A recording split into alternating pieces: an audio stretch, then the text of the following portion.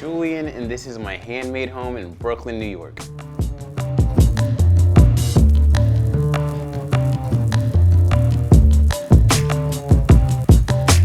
It's funny, growing up in the suburbs, my mom and my dad, they would always sit and watch HGTV. You know, my parents are the ones who inspired me to really embrace the DIY stuff. There's no specific roles growing up in my parents' household.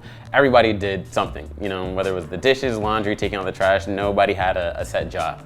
And so I embraced that as I got older, because a lot of guys are a little iffy about making their space look nice, and I was taught you need to make your home your home. I had an interest in DIY from a very young age, but then at the same time, I really had an interest for entertainment and media and, you know, just being in front of the camera and having that personality. When I walked in here, it was all white. It was truly a blank canvas. Here, do what you want. And I'm like, word.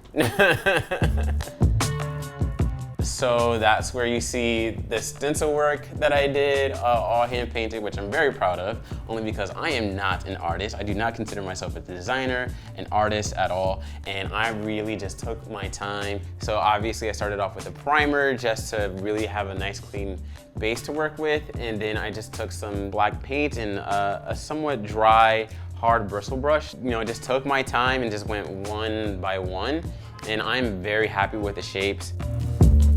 I knew that I needed something right here because I, installed this bar cart after I did, the stencil and everything. And this was so much, this space just seemed so empty.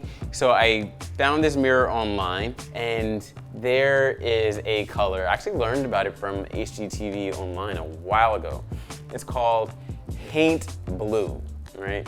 And in the South, especially on the East Coast of Georgia and South Carolina, the Gullah Geechee culture, they paint their porches a baby blue. So I felt like adding a paint blue to a cloud mirror kind of paid homage to my Southern roots a little bit. I always thought of myself as a plant guy, but in reality, I am not. I will buy a plant and 3 to 6 months later, it's no longer with us, and I'll just end up with empty vases in plant pots. So that's what's happening over here. I've never been a figurine kind of guy. My mom collects tons of porcelain, not porcelain babies, but different porcelain figurines, and that's really never been my thing. And as I've gotten older, I'm I have 6 of these pieces. When did this happen? It's over the years, they just they literally collect. How is it living by the train? I love it. Yeah, it's almost like white noise to me. I can fall asleep with ease. My mom, she's really big on rugs. It's rugs everywhere. She invests in rugs. And, I remember having so many restrictions in the house growing up about oh, don't step in that rug. Oh, don't go in that room with that rug. And so once I, got my own place, I'm I'm kind of over rugs, But then I did realize one, they do add a pop of color, especially when when everything is white. It is a really good way to kind of add some depth, texture, and color to your space, but also it does serve a function. Rugs and any kind of textiles, honestly, will just help dampen the sound like that.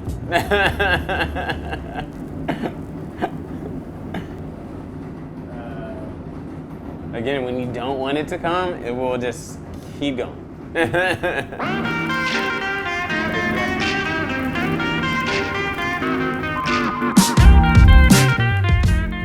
This is a bachelor pad and therefore a bachelor kitchen. This is all for show. I think the moment where I really started to get serious about just creating, DIY videos and just really trying to experiment was in the kitchen. And that was with this backsplash. They always recommend the peel and stick tiles, and I'm that's little kid stuff. I want the real deal. So I decided to actually, get some mortar and just slap it on the wall and tile a backsplash. But this was my first time doing that, and It would be it was my last time doing it too. I'm not doing that again. It did not turn out as well as I thought. However, it turned out not bad for my first time. All right, so I'm really, really embarrassed about this. Like, I'm sure like my parents are gonna see it and be like, oh dude, we taught you better than that, you know? Some frozen fruit mostly for smoothies I had every intention to make. I just never got around to it. Some eggs, some water, some old hummus, some oat milk, and 1 yogurt. The Bachelor diet, you know? It's bad.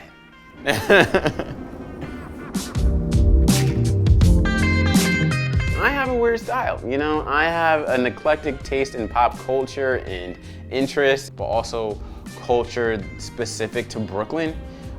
So again, that's where you have like lyrics from like Lil' Kim and pictures of like, you know, Jay-Z and Diddy, and obviously Biggie up there.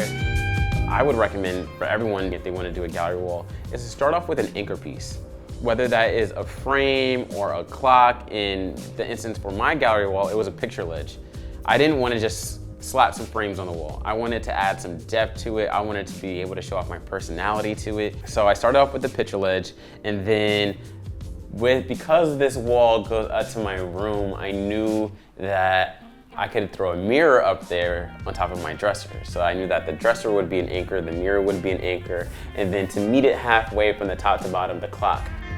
Unlike downstairs where I was able to kind of like have some fun with it and be creative, I kept it very symmetrical, not just in terms of like the frames and the layout, but also like the color palette. I think it all flows really well. Fun fact, this apartment actually used to be a retail store. And then my landlord bought it in like the 80s or 90s and converted it all into like residential like lofts. So there is no built-in closet space in pretty much any apartment, but especially this one, hell, there's not even really full walls. Which is why I had to create a partition wall. I felt quite uncomfortable having like an open wall in my bedroom. I wanted a little bit more privacy, and I was quite intimidated with this DIY.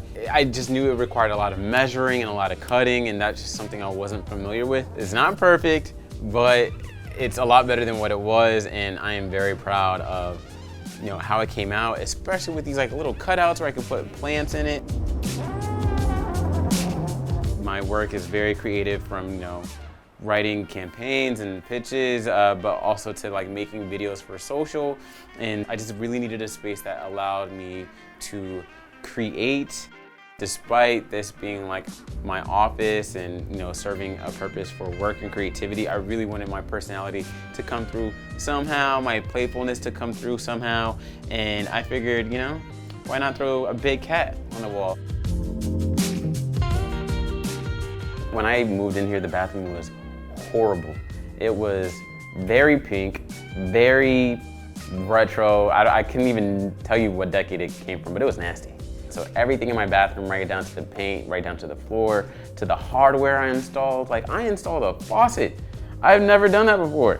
I decided to keep the pink tile because it just would have been too much to paint over. Also, I'm realizing like pink tile is like, it's kind of a rarity. There's a whole community online dedicated to preserving pink tiled bathrooms. However, I did decide to, you know, add some depth to it by, you know, incorporating some black accents and hardware. I even spray painted my shower matte black, and then I added another gallery wall because that's clearly my thing. That's my signature.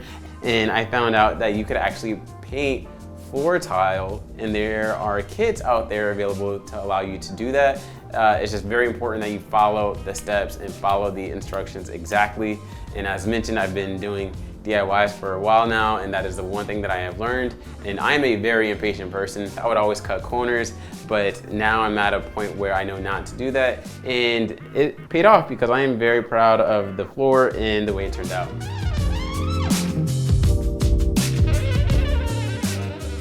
Like this video and subscribe to Handmade for more home tour videos just like this.